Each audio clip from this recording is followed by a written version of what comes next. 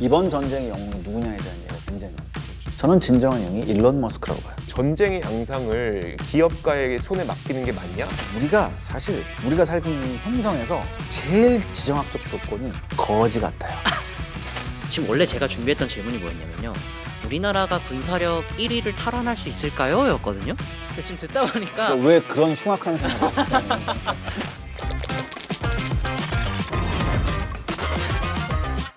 투자 세계와 현실 세계의 경계가 허물어지는 곳 테마버스의 호스트 이시우입니다. 테마버스의 투자세계 담당 이주호 기자입니다. 안녕하세요. 샤르레 군사연구소 이세환입니다. 저희 1부에서는 세계의 중심에 선 K방산에 대해서 얘기를 나눠봤는데요. 2부에서는 방산의 미래, 첨단 기술에 대해서 이야기 나눠보겠습니다. 제가 예전에 들은 얘기 중에 요새는 기술이 너무 좋아져서 북한이 전쟁 준비만 하고 있어도 그걸 우리가 미리 다 할 수 있다 그러던데 어떻게 다 아는 거예요? 북한이 만약에 우리하고 전쟁을 한다라고 하면 당연히 얘네들도 탄도미사일부터 먼저 쏘겠죠. 얘네가 가지고 있는 게 가장 좋은 거니까. 근데 이 탄도미사일에 데이터를 입력할 때 쓰는 게 뭐냐면 텔리메트리라는 거예요. 쉽게 말할게요. 블루투스 같은 거예요. 블루투스 같은 걸 이렇게 해요. 근데 이 텔리메트리 신호를 잡아낼 수 있어요. 중간에서? 네. 북한이 얼마 전에도 미사일 도발을 했었죠. 네. 근데 북한이 그렇게 미사일 실험했을 때 이거 전쟁하는 거 아니야? 라고 해서 우리도 오판하고 가서 후다닥닥 다 때려볼 수 있잖아요. 어떻게 구분해요? 훈련인지 아닌지. 그렇죠. 텔리메트리 신호를 할 때 이거 잡아낼 수 있다고 그랬잖아요. 근데 이 텔리메트리 신호 개수가 한 5개에서 10개 미만이다. 이거면은 전면적인 침공은 아니죠. 근데 만약에 북한이 전면적인 침공을 하면 뭐예요? 수천 발의 미사일한테 텔리메트리 신호를 그러면 이 텔리메트리 신호가 확 폭증을 하죠. 그럼 이거 명백한 도발 징후다. 그래서 우리가 먼저 때리는 거예요. 그럼 그렇게 중간에 신호를 이렇게 가져오는 것도 그 감시 자산이라는 말이 있던데 그 중에 하나예요. 굉장히 중요한 말입니다. 우리가 펀치력도 세졌고 방패도 좋은데 문제는 눈이에요. 이 감시 자산을 그동안 우리가 투자를 좀 안 했었어요. 그래서 서방 여러 나라에 비해서 특히 일본하고 비교해도 좀 감시 자산이 별로 안 좋아요. 그래요? 근데 이 감시 자산이 또 돈이 많이 듭니다. 예를 하나 드릴게요. 미국이 한반도에 전개한 유무형의 감시 자산을 돈으로 환산하면 2조 달러입니다. 2조 원이 아니라 2조 달러예요. 1,800조. 그러니까 이 정도로 해도 모자르다 하는 거죠. 그러니까 우리가 얼만큼 지금부터 감시 자산을 투자를 해야 되는가. 이게 감시 자산을 북한만 위해서 투자를 하는 건 아니거든요. 그러니까 우리가 살고 있는 이 행성에서 제일 지정학적 조건이 거지 같아요. 주변국들이 너무 많아서 그런가요? 내가 전교 5등이야. 학교에서 꿀려요? 안 꿀리죠. 근데 하필이면 1등부터 4등까지 우리 반에 있어요. 이건 환장하는 거지. 네, 그렇죠. 이게 지금 우리나라예요. 일단 중국하고 러시아가 있어요. 그 다음에 일본이 있어요. 우리가 일본하고 동맹 맺을 수 있나요? 이게 굉장히 힘들잖아요. 국민 정서상 굉장히 힘들죠. 그 다음에 깡패 같은 양아치도 하나 있어, 북한이라는. 근데 우리 군사 동맹 미국은 저 멀리 떨어져 있죠. 굉장히 외로워요. 굉장히 외롭고 지정학적 위치가 엄청나게 안 좋습니다. 그렇기 때문에 우리가 여러 가지 시스템을 다 같이 구축해 놔야 돼요. 저는 스텔스기나 잠수함 이런 거를 탐지하는 전파레이더, 음파레이더 이런 것만 감시 자산이라고 생각했는데 그런 통신 기술이라 해야 될까요? 그걸 중간에 인공위성, 그다음에 무인 정찰기, 무인 정찰기에도 이제 SAR 합성 궤도 레이더라고 해서 지상에 있는 목표물들을 굉장히 정교하게 탐지해내는 것들이 있어요. 우리가 틈틈이 얘네를 보고 있다는 걸 알면 섣불리 움직이질 못해요. 이걸 알기 때문에 북한도 작년부터 뭐 하기 시작했어요? 인공위성 쏜다니까. 그럼 지금 인공위성 얘기가 나와서 드리는 질문인데 우크라이나 전쟁 때 보면 초반에 러시아가 막 진격을 하다가 스타링크가 빵 뜨면서 인터넷이 연결되고 전쟁의 상황이 실시간으로 다 공유가 되니까 약간 전쟁의 양상이 바뀌는 느낌이 들더라고요. 그래서 이 감시 자산과 연결되는 건지 아무튼 이 통신 체계도 전쟁에서 되게 중요한 것 같더라고요. 이번 전쟁의 영웅이 누구냐에 대한 얘기가 굉장히 많죠. 뭐 일부에서는 뭐 구심점이 돼서 전쟁을 끝까지 이끌고 갔던 젤렌스키다 이런 얘기가 있는데 저는 진정한 영웅이 일론 머스크라고 봐요. 일론 머스크가 러시아 우크라이나 전쟁이 일어나기 직전에 우크라이나한테 제안을 하죠. 만약에 전쟁 나면 우리가 이거 개방하겠다라고. 전쟁 나자마자 이걸 개방해줬어요. 이게 왜 중요하냐면 전쟁 나자마자 러시아가 순항미사일이나 탄도미사일을 통해서 가장 먼저 공격한 곳이 어디냐면 데이터 시설, 통신 시설. 왜? 이걸 꺼내야지 뭐예요? 예를 들어서 예비군 동원을 하려면 뭘로 동원해야 돼요? 그 다음에 더 중요한 게 있습니다. 이게 국민이 공포에 빠지느냐 안 빠지느냐. 아, 그러니까 심리적인 예를 들어서 것도. 어제까지만 해도 와이파이고 데이터고 다 됐어요. 그런데 어느 날 갑자기 모든 게 다 안 되고 심지어 전화 통화도 안 돼요. 그럼 어떻게 돼요? 사람이 모든 정보에서 차단되기 시작하면 공포에 빠집니다. 사람. 그럼 동원이고 뭐고 안 돼요. 모든 국민이 다 정서로 무너져 버려요. 근데 스타링크가 터지면서부터 모든 게 정상적으로 작동하고 동원도 되고 PR가 되고 이게 다 되는 거예요. 그 다음에 가족하고도 연락할 수 있고. 그러니까 정서적으로 안 무너진 겁니다. 그러면 이 스타링크가 나름의 뭐 게임 체인저의 역할을 했던 것 같은데 이게 지금 전 세계에 얼마나 깔려 있는 거예요? 지금 스타링크 위성 사이트 들어가서 확인을 해보니까 2월 24일 기준으로 6,750여 개 위성이 운영이 되고 있더라고요. 거의 띄운 건 한 8,000개가 되는 것 같은데 거기서도 이제 연령이 좀 든 거는 이제 작동 안 하고 이런 거 있을 테니까 그런 거 감안해봤을 때 지금 6,750여 개 정도가 운영이 되고 있고 근데 사실 저는 게임 체인저는 맞다고 생각하는데 과연 그 게임 체인저를 기업가의 손에 맡겨도 되느냐에 대해서는 약간 좀 의문이 있긴 있어요. 이게 딱 처음에 우크라이나 전쟁이 터지고 통신시설 다 파괴돼서 명령도 안 되고 연락도 안 되고 이런 것들을 다 막아줬기 때문에 굉장히 좋은 역할을 했다고 생각이 들지만 그러다가 이제 처음에 이제 일론 머스크가 내가 얼마를 써서 지금 이걸 운영하고 있고 그거 덕분에 이제 그 전쟁이 우크라이나 쪽으로 힘이 실렸고 근데 더 이상은 안 되겠습니다. 나 이제 끊을게요. 그랬더니 이제 미국 의회에서도 난리가 난 게 아니 전쟁의 양상을 기업가에게 손에 맡기는 게 맞냐? 라는 식의 이야기가 있고 나서 그러고 나서 이제 미국 국방부가 그 스타링크 비용 대주고 그 다음에 이제 폴란드에서 비용 대주고 이런 일들이 벌어졌거든요. 그래서 게임 체인저는 맞는데 그럼 그 게임 체인저가 진짜 기업가가 하는 게 맞아? 라고 하는 것에 대해서도 논란의 여지가 계속 있는 상태거든요. 어떻게 봐야 될까요? 이런 거를. 저는 이거는 뭐 어쩔 수 없다고 봐요. 네. 그 광대한 통신망을 국가가 운영하려고 한다? 굉장히 힘들걸요. 더군다나 지금 전쟁의 대세가 뭐냐면 군과 민간이 구분이 굉장히 없어져요. 이번 러시아 우크라이나 전쟁에서 러시아군 중에서 가장 잘 싸운 건 용병들이었어요. 그 다음에 지금 현재 미군의 모든 보급 시스템 있죠. 이건 이미 예전부터 민간 기업이 하고 있어요. 민간 군사 기업은 세 종류가 있습니다. 군사력 제공 기업, 군사 자문 기업, 군수 지원 기업. 이미 이 세 가지 기업은 예전에 이라크 전쟁 때부터 미국에 굉장히 깊게 침투해 있어요. 그래서 이제는 민간의 힘을 배제하고선 전쟁을 수행하는 게 힘듭니다. 그렇다면 이런 상황에서 어떻게 규제할 건 규제하고 풀어줄 건 풀어주면서 이걸 어떻게 합리적으로 정리하느냐 이 단계에 와 있는 거예요. 그러면 결국 일론 머스크가 이거 스타링크 나 더 이상 지원 못 해주겠다 끊겠다 결국 돈 문제잖아요. 우크라이나가 대체 이 스타링크를 뭐 얼마나 썼길래 전체적인 총 비용이 얼마 되는지도 좀 궁금하고 이거를 그래서 총 비용이 나왔다 하면 다 갚아야 되는 거예요. 이게 그러니까 특히 전쟁 중에 일어나는 일들은 사실 내용을 알 수가 없습니다. 그리고 전쟁 중에 일어나는 일은 밝혀졌다고 하더라도 거짓일 가능성도 상당히 높아요. 왜냐하면 그게 선전용일 가능성도 있어요. 그러니까 국민들을 안심시키기 위한 아니면 우리의 힘을 얻기 위한 선전용일 가능성도 있기 때문에 나온 내용들도 믿을 수 없다는 걸 전제하에 좀 말씀을 드릴게요. 2025년 3월에 일론 머스크랑 이제 폴란드 외무장관이 설전을 벌일 때 외무장관이 이런 말을 한 적이 있었어요. 우리가 연간 5천만 달러 쓰고 있다. 이런 거 봤을 때 정확한 금액은 우리가 계산할 수 없습니다만 굉장히 많은 돈을 사용하고 있다고 볼 수가 있는 거죠.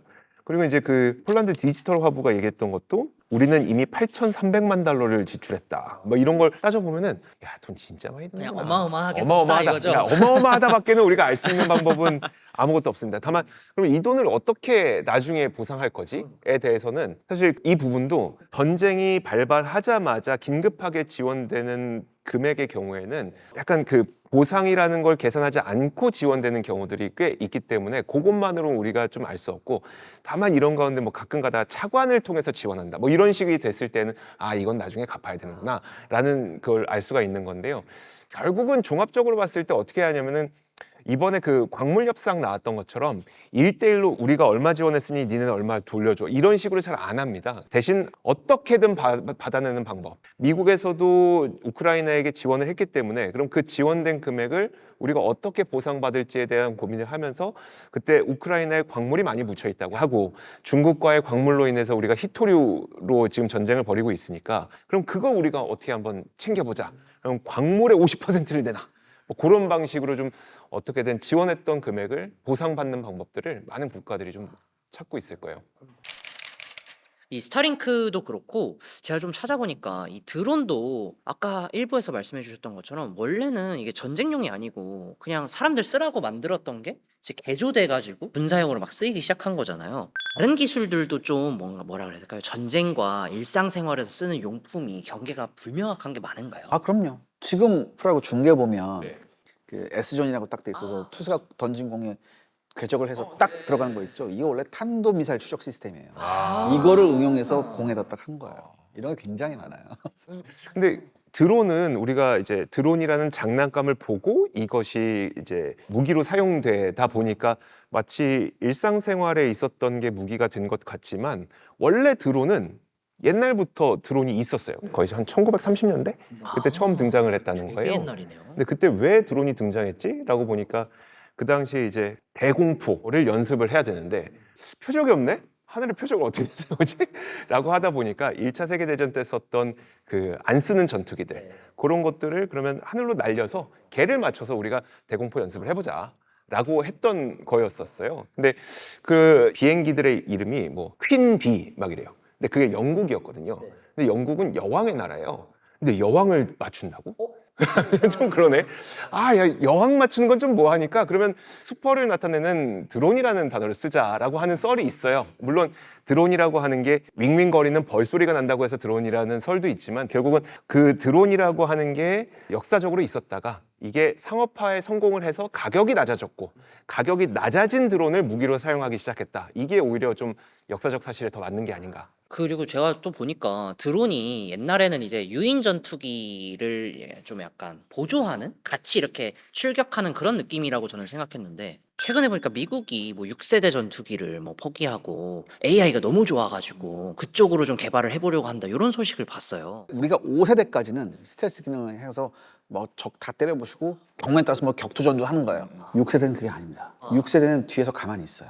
가만히 있어서 나머지한테 명령해서 니네가 나가서 싸워. 이렇게 되는 거예요. 그래서 처음에 무슨 얘기가 나왔냐면 그러면 굳이 6세대를 개발할 필요 있어? 지금 4세대 전투기나 5세대 전투기도 드론 몰고 나가서 이렇게 하면은 다 되지 않냐. 그러게요. 예를 들어서 4.5세대 전투기가 드론을 달고 쭉 갔어요. 근데 저기 레이더를 비췄단 말이죠. 그러면 스텔스 처리가 잘 돼 있는 드론보다는 스텔스 처리가 좀 덜 돼 있는 4.5세대 모기가 더 잘 보여요. 그럼 누굴 공격하겠어요? 잘 보이는 모기를 공격하겠죠. 그렇기 때문에 얘네를 조종하는 애들도 스텔스 처리가 완벽해야 되겠구나. 더군다나 5세대 전투기는 스텔스 처리가 완벽하지 않아요. 끝에 수직 꼬리 날개가 있죠. 이게 아무리 누워있다고 해도 이게 굉장히 쥐약이에요. 그래서 지금 나온 6세대 전투기 보면 꼬리 수직 날개가 없죠. 얘까지 피하려고. 그렇기 때문에 드론을 운영하기 위해선 6세대 전투기도 결국은 사람이 타야 된다. 그래서 6세대 전투기가 나온 거예요. 그런데 일론 머스크가 얘기했잖아요. 기술 발전이 굉장히 빠르다. 얼마 전에 미국이 테스트를 했어요. 똑같은 F-16 두 대를 붙였어요. 하나는 사람이 타 있고 하나는 사람이 안 타 있고. 서로 공중전을 했는데 AI 탑재되어 있는 F-16이 20번 정도 학습을 하니까 이기기 시작해요. 근데 저는 이 부분에서 인공지능이 가진 기술도 기술이지만 인력 문제가 되게 심각한 것 같더라고요. 그러니까 예를 들어서 이제 정찰기 내지는 뭐 폭격기를 타고 뭐 작전을 한번 나간다 쳐요. 뭐 3박 4일 정도 나갔다 온다고 쳤을 때 그러면은 거기에 한 3명에서 4명 정도의 군인이 직접 타고 그 작전을 수행하게 되죠. 그럼 그 4명이 거기서 밥도 먹고 화장실도 가고 24시간 내내. 근데 이게 너무 힘든 거야. 근데 만약에 이걸 무인기 드론으로 하게 되면 작전 통제실에서 4시간씩 교대하면서 한다고 하더라고요. 그럼 훨씬 더 집중력도 높고 그러다 보니까 굳이 이걸 사람이 타는 걸 만들어야 되냐. 아니면 무인 드론이지만 사람이 조종할 수 있는, 이건 AI는 아니지만 사람이 조종해서 그걸 작전 통제실에서 하면 훨씬 더 작전의 효율성이 높더라. 만약에 이런 시대로 간다면 오히려 우리나라가 굉장한 강점을 가지고 있어요. 게임? 이거는 우리가 공군에서 좀 시뮬레이션을 해봤었어요. 아 진짜요? 여러 가지 시뮬레이션 해봤었어요. 요새 MZ 병사들이 훨씬 잘하는데. 쉽게 말해서 얼마나 이게 감각 있고 정교한 컨트롤을 하는지가 굉장히 중요하거든요. 완전 AI로 가기 전까지 과도기죠.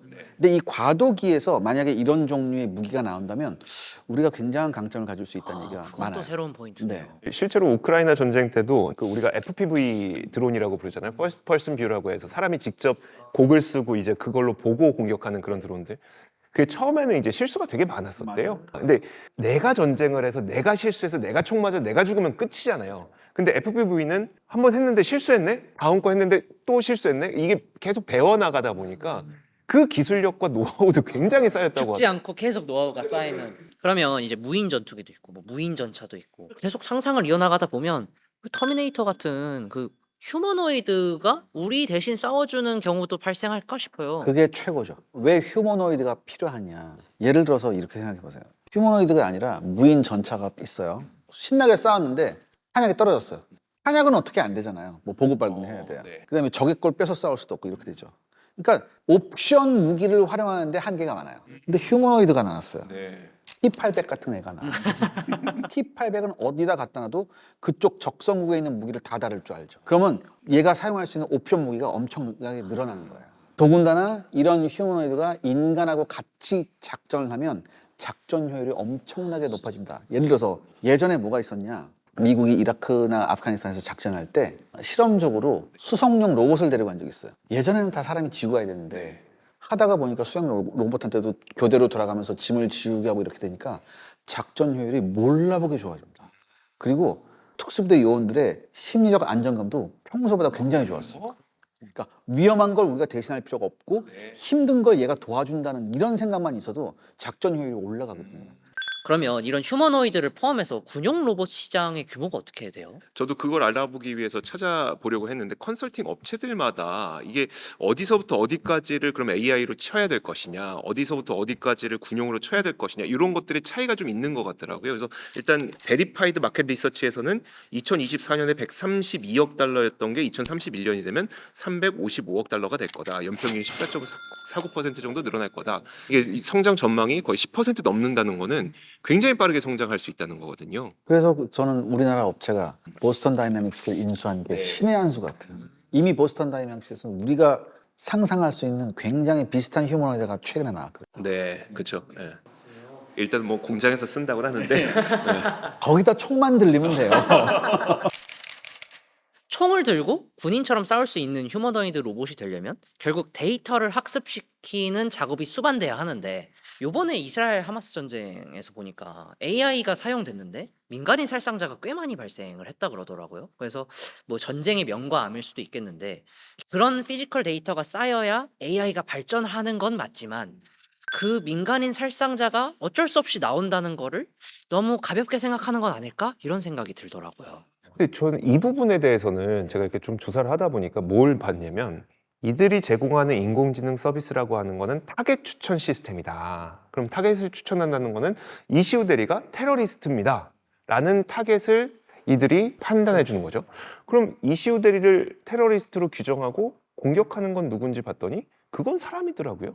물론 이게 되게 다양한 보안 자료는 있다고 해요. 그러니까 이시우 대리가 테러리스트라고 타겟 추천 시스템에서 제공을 하면 실제 그 현장에 있는 요원이 가서 맞는지를 확인하고 두 가지가 맞아 떨어졌을 때 뭐 공격을 한다거나 뭐 이런 식으로 한다고는 하는데 결국 공격의 명령을 내린 건 사람이 아닌가? 결국엔 이 AI가 정교해지려면 얼만큼 풍부한 데이터로 학습을 했느냐가 굉장히 중요하잖아요. 네. 바로 이 부분 때문에 AI에서 미국이 다른 나라보다 엄청나게 앞선 이유가 바로 이거예요. 특히 군사 부분에서. 지금까지 미국은 단 한 번도 전쟁을 쉬어본 적이 없잖아요. 네. 모든 실전 데이터를 다 디지털화 해놨습니다. 반대로 여기서 굉장히 중국이 취약합니다. 실전 경험이 없거든요. 중국은 국민들을 통제하는 시스템은 굉장히 잘 돼 있습니다. 전 세계 CCTV가 인구당 가장 많은 데가 중국이에요. 사람들을 어떻게 통제해야 되는 거에는 굉장히 앞서 있는데 실전에서 어떻게 행동 요령을 해야 되고 이런 거에는 굉장히 취약해요. 그런데 미국은 이게 굉장히 풍부하거든요. 그래서 어쩔 수 없이 이 스탠다드 표준을 미국이 세울 거예요. 이 부분에 대해서 우리나라 방산이 그동안 계속 기술을 누적을 해왔는데 왜 갑자기 지금 터졌습니까에 대한 이유 가운데 하나로 방사청장님하고 그 인터뷰할 때 딱 한마디 하셨던 게 제품은 써봐야 알아요. 근데 전쟁이 안 나오면 써볼 기회가 없어요. 그래서 독일제 자주포 한 대 살 가격이면 K9 자주포 2대에다가 탄약 운반창까지 살 수 있어요. 이렇게 되면 당연히 우리 거 선택해야죠. 근데 독일제 자주포가 실전에서 증명이 돼버렸거든요. 그러니까 제일 찾는 거예요. 그러니까 이 무기라는 것은 실전에서 증명이 되면 마케팅이 필요 없습니다. 그 다음부터 가격이 천정부지로 솟고 찾는 사람이 몰리게 돼 있어요. 그러니까 굉장히 안타까운 말인데 우리 K방산이 앞으로 더 잘 나가기 위해선 지구상의 어느 곳에선가 분쟁이 나야 돼요. 그래서 거기서 우리 장비가 활약을 해야 돼요. 그러니까 인공지능도 마찬가지로 되게 안타깝지만 뭔가 우리가 데이터를 쌓고 기술을 쌓고 하려면 이런 실전 경험이 좀 있어야 되는 거예요. 그러면 이 AI, 로봇, 신소재 이런 최첨단 기술이 우주항공이랑도 연결이 좀 되는 것 같더라고요. 그래서 우주 산업 자체도 지금까지 이야기한 거를 보면은 결국 전쟁이 만들어낸 기술인가? 이런 생각도 드는데 우리가 이제 영화 같은 데 보면 인공위성에서 막 공격하고 그런 거 있잖아요. 이건 사실 국제법상 금지돼 있어요. 그래서 인공위성을 무기로 쓸 수는 없지만 적 인공위성을 파괴할 수는 있거든요. 그래서 미국이나 중국이나 지금 전투기가 성층권까지 올라가서 인공위성에다 미사일 쏘는 훈련을 하는 거예요. 그렇다면 우주가 왜 중요하냐? 가장 중요한 게 우주 공간에 뭔가 떠 있으면 지구 전체를 다 왔다 갔다 할 수 있거든요. 굉장히 빠른 시간 안에. 이게 가면 갈수록 우주에서 대기하고 있다가 여기서 출발할 수도 있어요. 전투기나 뭐 이런 군사 장비들이. 이건 무기화는 아니거든요. 위성을 무기화 자체로 쓰는 건 아니거든요. 수송수단인데 이 수송수단을 무기화로 하는 거죠. 그렇기 때문에 이 우주 공간을 어떻게 활용하냐. 탄도미사일 같은 건 우주 공간 밖으로 나와서 분리가 돼서 탄두만 떨어지거든요. 근데 우주 공간으로 나왔을 때 속도가 굉장히 느려요. 가장 취약한 부분들이. 아, 그렇구나. 일단 대기권으로 들어와서 떨어지기 시작하면 마하 20이에요. 그 전에 써야 되는 거네. 그러니까 우주 공간 가장 정점에서 속도가 느려졌을 때 잡는 게 가장 좋은 방법이죠. 그리고 국제법상 영공이라는 게 개념이 있잖아요. 영공은 지상 100km까지 영공이에요. 그 위에는 공역이에요. 누구나 쓸 수 있어요. 그러니까 여기다 이걸 배치해 놓으면 적이 어떤 종류의 탄도미사일 도발을 해도 얘를 다 떨어뜨릴 수 있는 거죠. 그다음에 거기서 뭐 미사일 쏠 필요도 없습니다. 이제는 에너지 기반의 무기가 현실화되고 있잖아요. 레이저 빔이랄지 이런 것들은 거. 아니 지금 뭐 저희 육해공 얘기하다가 우주로 넘어가고 휴머노이드 레이저에 막 이런 생각하니까 지금 원래 제가 준비했던 질문이 뭐였냐면요. 우리나라가 군사력 1위를 탈환할 수 있을까요? 였거든요. 근데 지금 듣다 보니까 왜 그런 흉악한 생각을 했어요? 이게 참 굉장히 어려운 거구나 싶네요. 그러니까 미국이 제가 말씀드렸죠. 미국이 뭐에 강하다?